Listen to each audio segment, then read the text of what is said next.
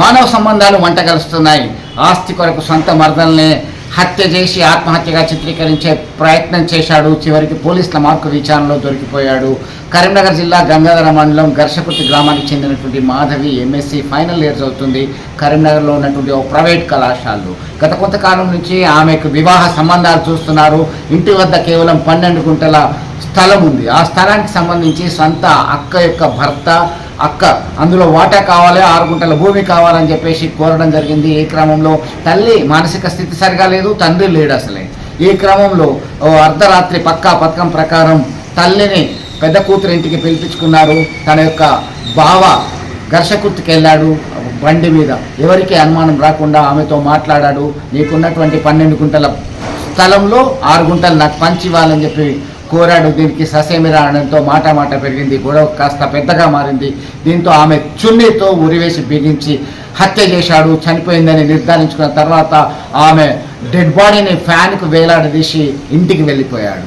ఆ తర్వాత ఇరుగు పొరుగు వారు చూసి ఆ పాలకును చెప్పిన సమాచారం మేరకే మేము ఇంటికి వచ్చాము. దీని మీద కఠినంగా చర్యలు తీసుకోవాలి, ఎవరు చేసినా ఉపేక్షించొద్దు అని డిమాండ్ చేశాడు. చివరికి పోలీస్ మార్కు విచారణలో తేలింది. నిందితులను కటకటాల్లోకి పంపినటువంటి ఘటన గంగాధర పోలీసులు వివరించడం జరిగింది. మొత్తం మీద ఆర్థిక సంబంధాల కోసం, ఆర్థికపరమైన అంశాల కోసం తన పర భేదం లేకుండా అందరినీ కూడా హతమార్చేటువంటి సంఘటనలు రోజు రోజుకు పెరుగుతున్నటువంటి పరిస్థితిని మనకు కళ్ళకు కట్టినట్టుగా కనబడుతుంది ఈ సంఘటన. తస్మాత్ జాగ్రత్త. కరీంనగర్ జిల్లా గంగాధర మండలం ఘర్షకుర్తి గ్రామంలో చిందం మాధవి అనే ఒక చదువుకున్న అమ్మాయిని సొంత అక్క బావనే కేవలం 12 గుంటల ఆస్తి కోసం మానవ సంబంధాలను మరిచి మృగంలా తోడబుట్టిన చెల్లెలను కూడా చూడకుండా ఆస్తి కోసం ఉరివేసి చంపేసి మళ్ళీ ఏమీ తెలియనట్టు ఉరేసుకొని చనిపోయిందని చెప్పి చిత్రీకరించే ప్రయత్నంలో నిన్నటి రోజున పోలీసు వాళ్ళు శుక్రవారం రోజున నిందితులను పోలీస్ స్టేషన్ హాజరుపరచడం జరిగింది.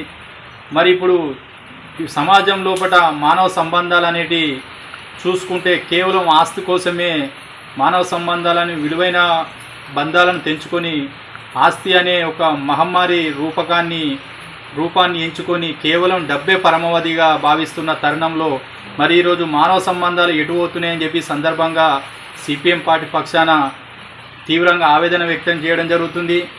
మరి ఆస్తుల కోసం క్షణికావేశంలో మరి ఇటువంటి ఘోరాలు చేస్తే మరి ఇలా మనం ఏ సమాజంలో ఉన్నాము, ఇలా సభ్య సమాజం ఎటువైపు పోతుందన్నది ప్రజలందరూ ఒకసారి ఆలోచన చేసుకోవాలి.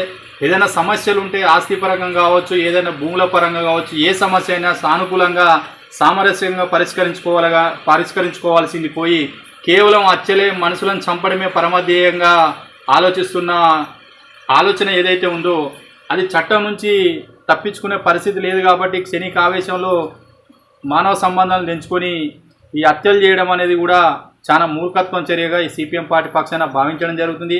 ఇప్పటికైనా మానవ సమాజం మేల్కొని ఏ సమస్య ఉన్నా సానుకూలంగా సామరస్యంగా పెద్దల సమక్షంలో పరిష్కరించుకుంటేనే ఆ సమస్యకు పరిష్కారం దొరుకుతుంది తప్ప కానీ చంపుకుంటూ పోతే ఈ సమాజం లోపల మొత్తం